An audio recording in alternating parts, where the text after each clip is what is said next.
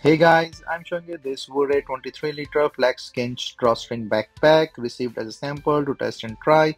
It's a lightweight travel bag for the sports gym bag, can be used by both men and women. It's a weekender bag as well. So first impression, very nice color combination, nice quality of fabric, waterproof and have a zipper for small things here.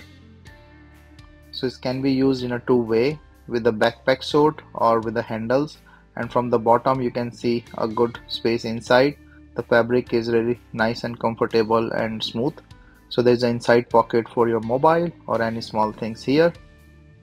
Is a waterproof design.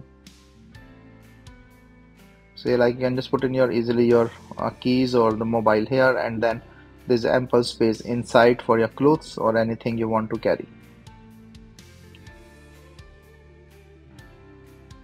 The stitching and everything looks really quality wise, and then no issues with the stitchings. And also here the quality of the fabric is good. You can also put in your water bottle. Inside there is a mesh pocket to hold it, as you can see it here. So the design wise, it's kept very intelligently designed, you have the ample thing and can be used as a bag or as a backpack. So two-way to carry on this bag, and you can see the total height and length here.